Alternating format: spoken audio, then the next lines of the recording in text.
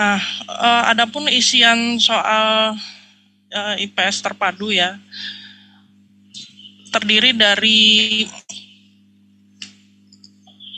nuansa soal yang berat dan muatan geografi ada 15 soal, kemudian ada yang muatan sejarahnya yang lebih banyak ya, 15 soal, sosiologi 15 soal, dan ekonomi 15 soal. Nah, ada 60 soal pilihan ganda dan 20 soal isian singkat.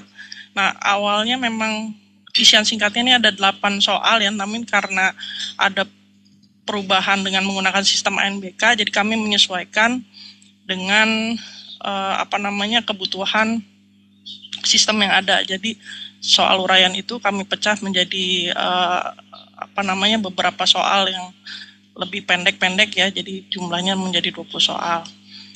Nah, adapun soal pilihan ganda ini terdiri dari beberapa tipe ya. Ada pilihan ganda biasa, kemudian ada pilihan ganda kompleks, pilihan sebab akibat, pilihan menjodohkan, benar salah ya, dengan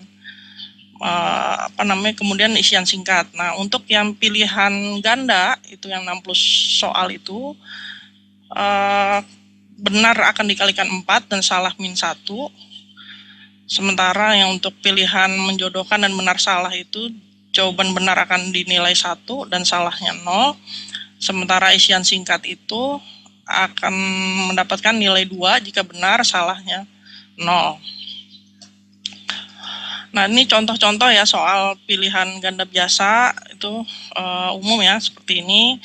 Kemudian kalau pilihan ganda kompleks akan diberikan sejumlah pernyataan, kemudian siswa menentukan mana yang benar dari pernyataan-pernyataan yang ada. Kemudian ada pilihan sebab akibat, diberikan pernyataan, ada pernyataan A dan pernyataan B, kemudian siswa menentukan apakah pernyataan A ini benar, atau pernyataan B benar ada hubungan, atau tidak ada hubungan, atau bahkan misalnya pernyataan A dan B ini benar atau salah gitu. Nah, silakan nanti dipilih jawabannya. Kemudian ada juga yang bentuknya menjodohkan seperti yang di sebelah kanan ini ya, ada disajikan sejumlah pernyataan dengan stimulus ya di atasnya. Kemudian siswa menentukan mana pernyataan yang sesuai dengan teks dan pengetahuan dia tentang konteks yang lagi dipertanyakan di dalam soal. Ini juga soal menjodohkan, ada lagi bentuknya seperti ini. Jadi disajikan sejumlah konsep ya di sebelah kiri, kemudian siswa menjodohkan mana yang tepat di sebelah kanan gitu, sesuai dengan pilihan-pilihan yang tepat ya. Misalnya ini contoh nih, kekayaan budayanya, kemudian dari mana asal daerahnya. Nah, silakan nanti siswa yang mengetahui bisa menjodohkan mana pernyataan yang benar. Nah, kemudian yang terakhir soal bentuknya isian singkat. Jadi isian singkat ini siswa menyebutkan konsep yang paling tepat untuk menjelaskan pernyataan yang ada disajikan di dalam soal.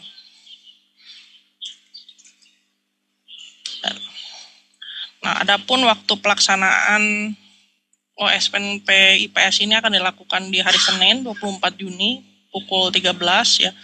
Harap siswa sudah ada di tempat lokasi sebelum ujian dimulai ya, paling tidak setengah jam sebelum ujian dimulai, karena harus setting tempat, waktu, dan karena tidak ada jeda, jadi diharapkan sudah standby sebelum waktu mulai dan bisa mempersiapkan segala sesuatunya. Nah, berdasarkan pengalaman OSNK kemarin, diharapkan tidak ada lagi yang melakukan berbagai bentuk kecurangan ya, yang diindikasikan akan nanti membahayakan nasib peserta. Jadi mohon kepada pengawas untuk memperhatikan betul pelaksanaan ini agar dilakukan dengan jujur dan baik ya. Nah, ini beberapa hal yang harus diperhatikan. Kami mohon pengawas itu menegur jika ada peserta yang terindikasi berbuat curang.